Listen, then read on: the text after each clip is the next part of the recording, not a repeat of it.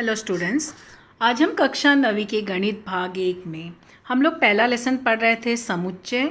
उसमें हमने सीखा समुच्चय का परिभाषा, समुच्चय के प्रकार, फिर उसके बाद हम लोग वैन आकृति, फिर सम समुच्चय, उप समुच्चय, फिर उसके बाद मतलब समुच्चय के प्रकार में भी तुम लोग जो है आनंद समुच्चय, विश्व सीमित समुच्चय, रिक्त समुच्चय, एकल समुच्चय 4 प्रकार पढ़े थे इसमें। फिर हमने समुच्चय को वैन आकृति में कैसे दर्शाते हैं, समुच्चय लिखने की 2 पद्धतियाँ पढ़े थे और आकृति में वैन आकृति में दर्शाना। फिर हम लोग पढ़े थे सम समुच्चय, उप समुच्चय के बारे में, विश्व समुच्चय, पूरक समुच्चय के बारे में। फिर उसके बाद प्रतिच्छेदन समुच्चय और संघ समुच्चय, ये दोनों क्या समुच्चय पर संक्रियाएँ हैं। और उसके बाद हम लोग समुच्चय के घटकों की संख्या जैसे NA, NB इस तरह से, फिर इस पर हमने एक सूत्र भी पढ़ा था। तो ये जो हम जानकारी प्राप्त किए हैं इसी पर ही आधारित हमारा प्रकीर्ण प्रश्न संग्रह 1 है। तो प्रकीर्ण प्रश्न संग्रह 1 का हम जो है पहला और दूसरा सवाल इस वीडियो में कर रहे हैं। ये हमारे MCQ के सवाल होते हैं।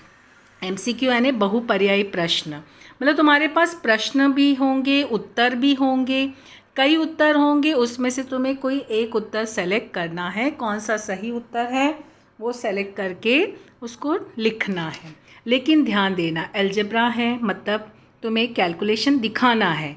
MCQ का सवाल है तो तुम्हें कैलकुलेट करना है और फिर जो राइट आंसर है वो लिखना है। जैसे यहाँ पे दिया देखो, समुच्चय M 1 3 5, समुच्चय N 2 4 6। तो तुम्हें M और N का प्रतिच्छेदन, ये इस तरह का चिन्ह लगा मतलब क्या हुआ, प्रतिच्छेदन। और प्रतिच्छेदन में हमने क्या पढ़ा था, जो दोनों समुच्चय में समान घटक होंगे, समान घटक जो दोनों में कॉमन होगा वो लिखना होगा। तो हमें क्या करना होगा, आंसर कैसे, M प्रतिच्छेदन N। अब हम धनु कोष्ठक बनाएंगे, क्या कॉमन है दोनों में, देखो कुछ कॉमन है, इसमें 1 3 5, इसमें 2 4 6, दोनों में कुछ भी कॉमन नहीं है। तो हम क्या करेंगे, धनु कोष्ठक बंद कर देंगे, क्योंकि कुछ कॉमन है ही नहीं तो हम कुछ लिखेंगे ही नहीं। तो इसका मतलब क्या हुआ, ये कौन सा है, कुछ नहीं लिखा, मतलब ये रिक्त समुच्चय है।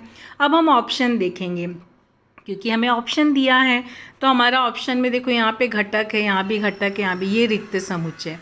हम रिक्त समुच्चय को इस तरह से भी लिख सकते हैं और हम ये चिन्ह के रूप में ये भी लिख सकते हैं ना। तो हम क्या किए, पहले जो है हमने आंसर कैसे लिखा, जब हम आंसर लिखेंगे तो हमारा आंसर कैसे होगा, पहले हम M प्रतिच्छेदन N। तो तुम चाहो तो धनु कोष्ठक बना के खाली धनु कोष्ठक लिखो या ऐसे रिक्त का चिन्ह। तो अभी आंसर क्या हुआ, हमारा पहले का C, ये हमारा पहले का C। इस तरह से आंसर लिखा जाता है। MCQ के जो सवाल होते हैं उसके आंसर, जो तुम्हारा आंसर आया पहले वो लिखना और फिर ऑप्शन में क्या दिया है, C वाला ऑप्शन है ना, और हमारा ये फर्स्ट है तो ये फर्स्ट का C। ये बोर्ड का रूल है, इस तरह से MCQ के आंसर्स लिखे जाते हैं। तो तुम्हें भी अपने कॉपी में ऐसे ही लिखना है, क्योंकि स्टूडेंट्स अभी लिख चुके हैं, क्योंकि ये वीडियो जो ये वाला पार्ट पहले भी तुम्हें जो है इसके क्वेश्चन आंसर्स भेजे गए थे। तो कुछ स्टूडेंट्स अगर लिख चुके हैं तो वो ध्यान देना, लिखते समय इस तरह से लिखना है, एग्ज़ाम में भी ऐसे ही लिखना है। फिर उसके बाद तुम्हारा दूसरा सवाल है, क्या दिया है, P x/x या विषम प्राकृत संख्या, और x क्या है, 1 से बड़ा लेकिन 5 से, देखो यहाँ का चिन्ह ध्यान देना, 5 से छोटा और बराबर। ये चिन्ह का मतलब छोटा और बराबर, केवल इस तरह से होता तो यानी छोटा होता, लेकिन ये भी लग गया यानी बराबर, यानी 5 से छोटी संख्या और उसके बराबर की संख्या लेनी, लेकिन 1 से बड़ी संख्या लेनी। 1 से बड़ी यानी कहाँ से शुरू हुआ, 2 से। तो हमारा P क्या हो गया, समुच्चय P क्या हुआ हमारा जो है, क्योंकि देखो ये अलजेब्रा है तो तुम्हें सूची पद्धति में लिखना है ना, इसको बोला ना सूची पद्धति में। तो क्या करोगे, x जो है 1 से बड़ा, यानी कहाँ से शुरू किए, 2 3 4 5। 5 क्यों लिख रहे हैं, क्योंकि हमको बोला गया है ना 5 के बराबर। अगर 5 से छोटा होता तो हम सिर्फ 4 तक लिखते। अब देखो हमारा कौन सा आंसर इसमें से है। अच्छा, यहाँ पे एक चीज़ ध्यान देना है, विषम प्राकृत संख्या है। देखो यहाँ पर क्या, देखो ये मिस्टेक क्या हुई, विषम प्राकृत संख्या। तो हमें जो विषम प्राकृत संख्या से वही लिखना है, लेकिन 1 से बड़ी और 5 से छोटी और उसके बराबर। तो ये चीज़ का ध्यान देना। देखो ये मिस्टेक होता है, जैसे मुझसे हो गया, विषम में जो है पढ़ी लेकिन उसमें लिखते समय ध्यान नहीं दी, तो ऐसी गलतियां एग्ज़ाम में भी होती हैं। तो ये गलती न होने पाए, ये सब चीज़ों का ध्यान देना, प्रश्न को कई बार पढ़ना, ठीक है। तभी देखो 1 से बड़ी विषम प्राकृत संख्या, तो 2, 1 से बड़ी संख्या 2 आई, 2 तो विषम नहीं है, वो तो सम संख्या है। तो अगली क्या हुई 3, 3 देखो विषम संख्या है। फिर उसके बाद कौन सी संख्या आई 4, 4 तो सम संख्या है तो हम नहीं लिखेंगे। तो अगली संख्या क्या आई विषम 5, तो 3 और 5, तो हमने लिखा P बराबर 3, 5।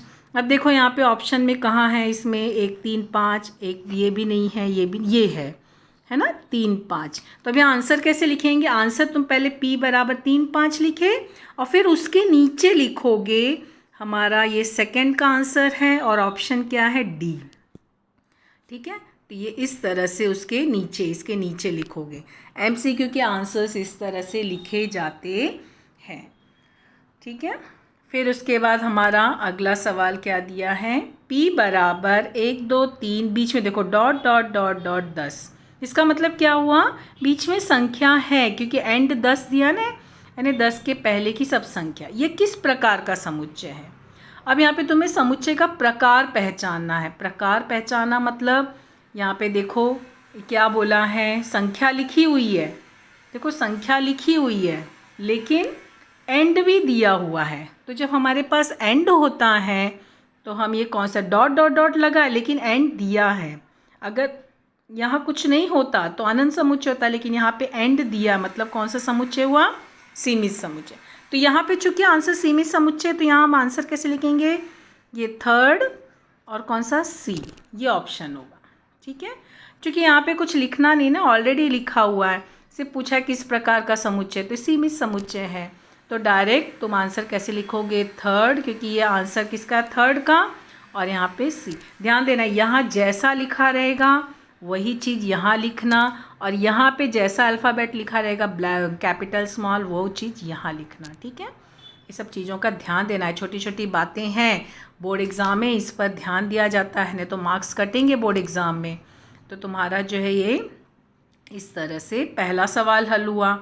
तो ये पहले का तुम्हारा कितना था, ये पहला, दूसरा और तीसरा। फिर पहले का चौथा देखो, चौथा सवाल क्या बोला है, इसी में ही है, ये MCQ के ही सवाल है ना। पहले का चौथा क्या दिया है, m संग n बराबर, देखो हमें क्या बोला है, m संग n बराबर 1, 2, 3, 4, 5, 6 और m बराबर 1, 2, 4। तो n यह समुच्चय कौन सा होगा? देखो m संग n दिया है, m दिया है तुम्हारे पास, m दिया है, ये लिखना नहीं है, ये तुमको समझा रही हूँ, 1, 2, 4 और m संग n दिया है 1, 2, 3, 4, 5, 6, इस तरह से दिया है। तो अब यहाँ पे कौन सी संख्या जो है हमारी ये होगी, मतलब जो कि n में क्या क्या घटक आ सकते हैं। देखो 1, 2, 4 है, 1, 2, 4, तो अभी 3, 5, 6, 3, 5, 6 होना चाहिए। और इसके अलावा भी 1, 2, 4 के भी घटक उसमें जुड़ सकते हैं ना, क्योंकि संघ है ना, कॉमन, अगर प्रतिच्छेदन होता तो दोनों का कॉमन होता। तो यहाँ पे संघ है, तो 1, 2, 4 तो में से कोई संख्या हो सकती है, और 3, 5, 6 तो होना है ना। तो यहाँ पर अभी देखो कौन से ऐसे घटक है जो कि हमारे इसके साथ मैच कर रहे हैं। तो हमारा जो है क्या हो जाएगा चौथे में, देखो यहाँ पर m संग n किससे प्राप्त हो रहा है। अगर हम 1, 2, 3 को लेते हैं और हमारा 1, 2, 4 है, m हमारा 1, 2, 4 है, ये समझाने के लिए बता रही हूँ, उसको अभी नहीं लिखना, कैसे लिखना बताती हूँ। देखो m जो है 1, 2, 4 है, और n अगर हम 1, 2, 3 लेते हैं तो इनका और इनका संग क्या होगा, 1, 2, 3, 4 होगा, जबकि यहाँ पे हमें 1, 2, 3, 4, 5, 6 तक दिया है। यहाँ पे भी अगर देखें तो 3, 4, 5, 6, देखो यहाँ 1, 2, 4 है और यहाँ 3, 4, 5, 6, तो देखो ये दोनों का संग, ये दोनों का संग, इसका और इसका संग क्या मिला हमें, देखो 1, 2, 3, 4, 5, 6, मतलब हमको ये ऑप्शन मिल रहा है। आगे भी चेक कर लेना, 2, 5, 6 देखो ये दोनों का, इसका और इसका मैच नहीं हो रहा है, फिर इसका और इसका मैच नहीं हो रहा है, तो यानी कि हमारे आंसर क्या मिले हमको, बी वाला आंसर। ये दोनों हमको, ये सब हमको नहीं मिल रहे हैं, हमें कौन सा ऑप्शन मिला, बी वाला। तो यानी एन यहाँ पर क्या होगा, तो आंसर कैसे लिखोगे, अब तुम्हारा देखो आंसर कैसे लिखना है, एन बराबर 3 4 5 6 ऐसे लिखना, और फिर आंसर क्या होगा हमारा, ऑप्शन में क्या लिखा, 4 का बी। तो इस तरह से हमारा आंसर होगा। आंसर इस तरह से लिखना, पहले यहाँ पे टैली करके रफ में देख लेना किसके साथ मैचिंग हो रहा है, इसके साथ हो रहा है ना हमारा। तो इस तरह से ये हमारा पहले का चौथा। अब देखो पहले का पांचवा देखते हैं क्या दिया है। पहले का पांचवा, यदि पी एम का उपसमुच्चय है और पी प्रतिच्छेदन पी संग एम यह निम्नलिखित में से कौन सा समुच्चय है। तो देखो उपसमुच्चय, संग समुच्चय, इनके गुणधर्म तुमको जो है बताया गया था पहले के वीडियो में, तो वहाँ पे गुणधर्म का उपयोग करके हम यहाँ पे लिखेंगे। अभी देखो यहाँ क्या लिखा है, P जो है वो M का उपसमुच्चय, जो जो दिया वो पहले लिखना, और आगे क्या दिया है, P प्रतिच्छेदन P संग M। देखो P M का उपसमुच्चय, ये चिन्ह का मतलब क्या हुआ, उपसमुच्चय। उपसमुच्चय कब होगा, जब P के सारे घटक M में आएंगे तो ही उपसमुच्चय होता है ना। ये चिन्ह का मतलब उपसमुच्चय हुआ, यानी P के सारे घटक M में आ रहे हैं, इसका मतलब ये हुआ। ठीक है, अब यहाँ क्या बोला है, P प्रतिच्छेदन P संग M। अभी देखो P संग M का हम ये इसका जो है ये हम गुणधर्म किए थे ना, उसके आधार पे देखेंगे। तो देखो P प्रतिच्छेदन ऐसे ही रहेगा, और इसका संग क्या हुआ, इसका संग क्या होगा, देखो P जो है P के सारे घटक M में आ रहे हैं, मतलब जब हम P और M का संग निकालेंगे तो हमको जो भी M में होगा वो वही संग होगा। क्यों, क्योंकि P के सारे घटक M में आ रहे हैं ना, यहाँ के यहाँ से हमको मिल रहा है, तो इसका मतलब P संग M हमारा क्या होगा, M होगा। ये तो हमने इसका लिखा, P प्रतिच्छेदन ये जो था हमारा ये लिखे, और ये जो ब्रैकेट में है इसका हमने क्या लिखा, M। क्यों M है, क्योंकि देखो P के सारे घटक M में आते हैं। अब इसका प्रतिच्छेदन, इसका प्रतिच्छेदन क्या होगा, देखो P प्रतिच्छेदन M, हम जो है उपसमुच्चय संग समुच्चय ये पढ़ रहे थे, उसका वीडियो जब मैं बताई थी तो उसमें उसके गुणधर्म बताई थी। अब ये वही गुणधर्म का उपयोग करना है। अब देखो प्रतिच्छेदन, ये चिन्ह का मतलब क्या हुआ, प्रतिच्छेदन, इस चिन्ह का अर्थ क्या हुआ, प्रतिच्छेदन। तो यानी प्रतिच्छेदन मतलब जो दोनों P और M में जो दोनों में कॉमन होगा, तो जो दोनों में समान घटक होगा इसमें और इसमें वही आएगा। तो वो क्या होगा, देखो P के सारे घटक, P के सारे घटक M में आ रहे हैं, यानी कि जो दोनों में कॉमन होगा वो कौन सा घटक होगा, P होगा ना, तो P होगा ना। तो हम इस तरह से इसको लिखेंगे, पहले ये लिखेंगे तब आंसर। तो हमको आंसर देखो क्या मिला, P मिला, कौन सा आया, A। देखो ये ऑप्शन आया, लेकिन हम डायरेक्ट A नहीं लिख सकते, हमको सब बताना होगा। तो हमें कैसे लिखना होगा बता रही हूँ, उस तरह से लिखना। कैसे लिखोगे, पहले तुम्हें प्रश्न में क्या दिया है, P प्रतिच्छेदन M लिखोगे, फिर हमें प्रश्न में दिया है P प्रतिच्छेदन P संग M, तो हम लिखेंगे आगे P प्रतिच्छेदन, और P संग M हमको कितना मिला था, M, और P और M का प्रतिच्छेदन क्या हुआ, P। अभी तुमको समझाई ना, तो ऐसे लिखना पहले, लिखने के बाद अब देखो ऑप्शन में क्या है, फिफ्थ, तो हम आंसर कैसे लिखेंगे, ऑप्शन में फिफ्थ का कौन सा A है ना, तो फिफ्थ का A। तो इस तरह से हमको इसका आंसर लिखना है। लेकिन ध्यान देना, ये सब बताने का लास्ट में हमको ऑप्शन लिखना होगा, ये बोर्ड का रूल है, इस तरह से लिखना है, फिफ्थ का A। ठीक है, ये दोनों लाइंस लिख के तब आंसर लिखना। तो ये हमारा पहला क्वेश्चन था जिसमें प्रश्न था, प्रश्नों के सही विकल्प चुनकर लिखो, मतलब कौन सा सही विकल्प है वो चुनकर लिखना है। लेकिन डायरेक्ट तो हमें नहीं पता चल रहा है, इसके लिए हम ये हल बताए और फिर आंसर लिखे। अब हम आते हैं दूसरे सवाल पे। हमारा दूसरा सवाल देखो क्या है, निम्नलिखित में से कौन से, अच्छा यहाँ पे एक छठवां भी रह गया, वो ये दूसरे पेज पे आया ना, ये पेज नंबर चेंज हो गया, 16 पेज पे आया ना किताब के 16 पेज पे। ठीक है, अभी देखो क्वेश्चन क्या दिए, पहले का छठवां ही है। निम्नलिखित में से कौन से समुच्चय जो है, निम्नलिखित में से कौन से समुच्चय रिक्त समुच्चय, मतलब यहाँ पे तुम्हें 1 2 3 4 समुच्चय दिया है, रिक्त समुच्चय पहचानना है। देखो पहला है ए समांतर रेखाओं के प्रतिच्छेदन बिंदु का समुच्चय। अब बताओ, समांतर रेखा है, समांतर रेखा तुम लोग पढ़े हो ना, इस तरह से दो रेखाएं हैं, एक दूसरे को न प्रतिच्छेदित होने वाली रेखा को समांतर रेखा कहते हैं, और यहाँ बोला उनका प्रतिच्छेदन बिंदु। तो क्या समांतर रेखा कहीं प्रतिच्छेदित करती हैं? कहीं नहीं करती हैं। इसका मतलब ये क्या होगा, इनका प्रतिच्छेदन ही नहीं होगा। तो इनका प्रतिच्छेदन नहीं होगा तो प्रतिच्छेदन बिंदु भी नहीं होगा, तो ये रिक्त समुच्चय है। ठीक है, दूसरा सम अभाज्य संख्याओं का समुच्चय। देखो सम अभाज्य संख्या जानते हो, इसमें हमको ऑप्शन मिलता है, सम अभाज्य संख्या क्या है, 2 है, यहाँ पे रिक्त है ना। फिर 30 से कम दिन वाले अंग्रेजी महीने, 30 से कम दिन वाले, 30 जान रहे हो, 30 से कम दिन वाले सिर्फ फरवरी आता है ना, फरवरी में 28 या 29 का महीना होता है ना, फरवरी का जो है लीप ईयर जब होता है तब फिर वो जो है फरवरी में 29 का महीना होता है, और लीप वर्ष नहीं है तो 28 का महीना, यानी 30 दिन से कम। तो 30 दिन से कम जो है केवल फरवरी का महीना होता है।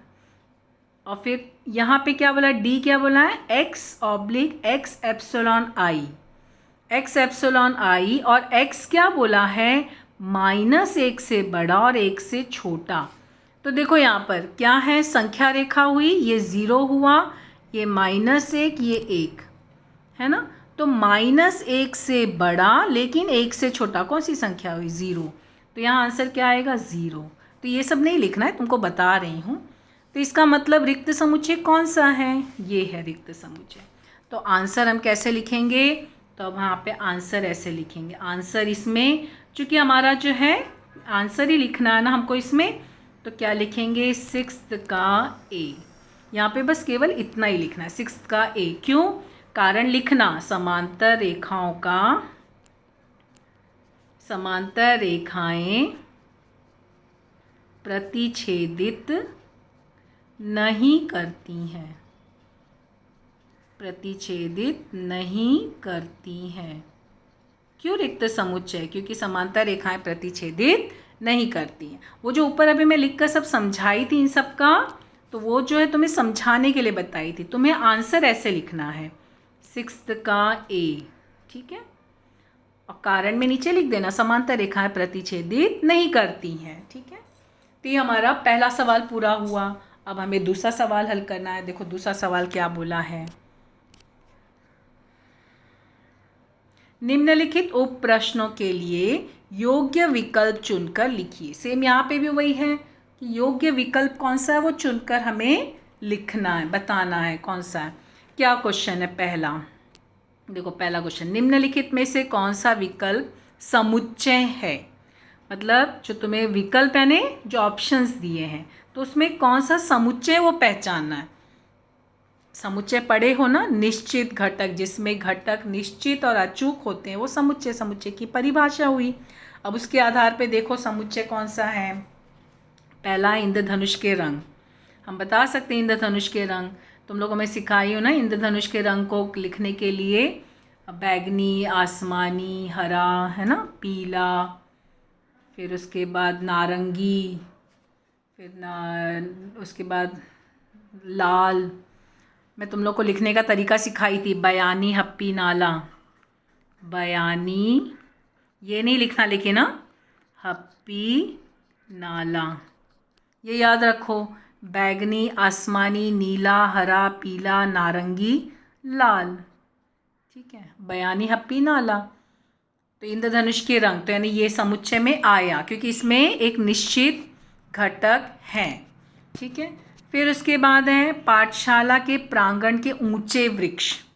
अभी जो हमारे पाठशाला है, अब यहाँ पे जो भी उसके प्रांगण के ऊंचे वृक्ष, ऊंचे वृक्ष को हम लोग जो है ऐसे इसका कोई निश्चित घटक नहीं बता सकते ना, क्योंकि क्या होता है प्रांगण में कभी जो है देखभाल नहीं हो तो कुछ ऐसे ऊंचे वृक्ष को हमें मतलब उसके नेचर के हिसाब से लेना है कि उसको किसके साथ हम इसमें निश्चित घटक नहीं बता सकते, इसके लिए यह जो है समुच्चय नहीं है।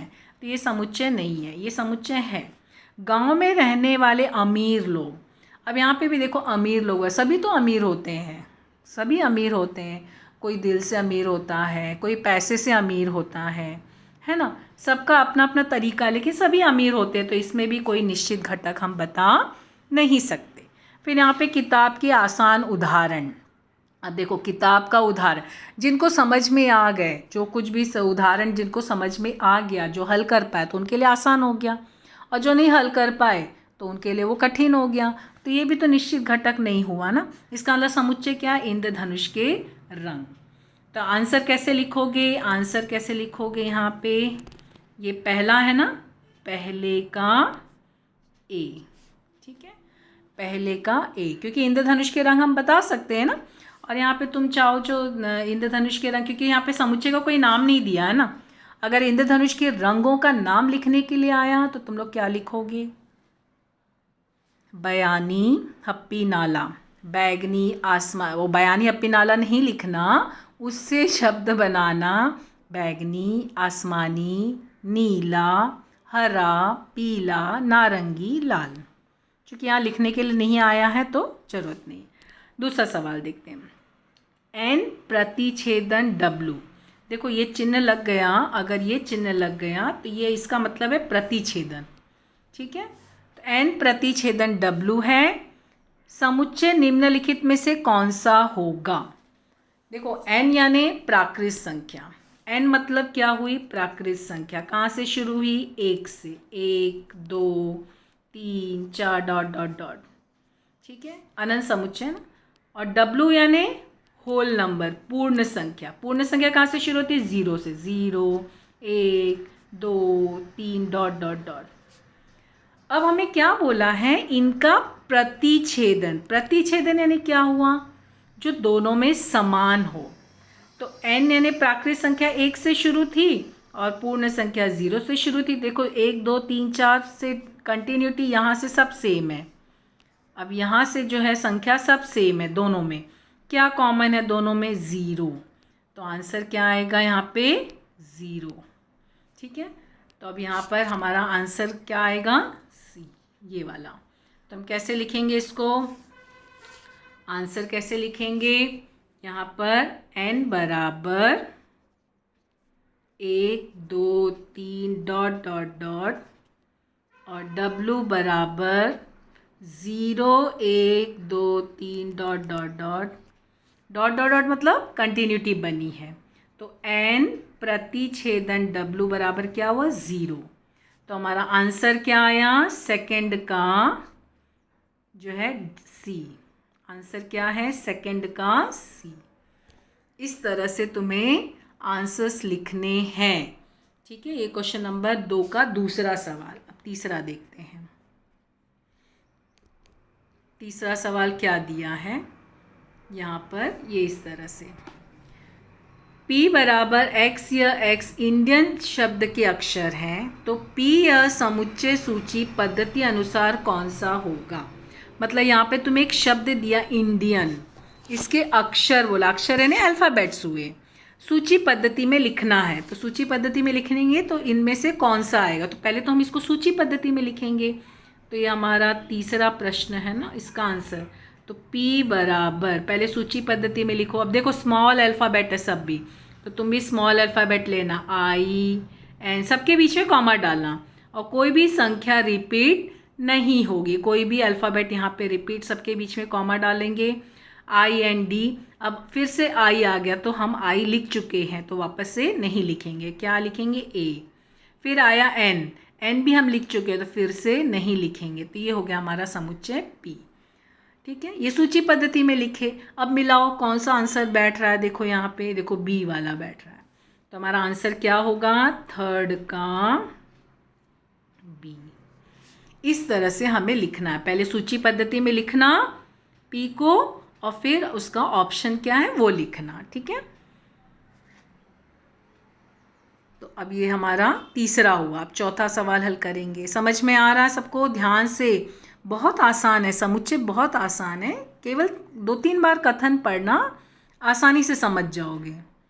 फिर है चौथा, t बराबर 1 2 3 4 5, m बराबर 3 4 7 8, तो t और m का संघ लिखो। तो पहले तो t क्या है, t बराबर 1 2 3 4 5 लिखना। फिर m बराबर 3 4 7 8 लिखना।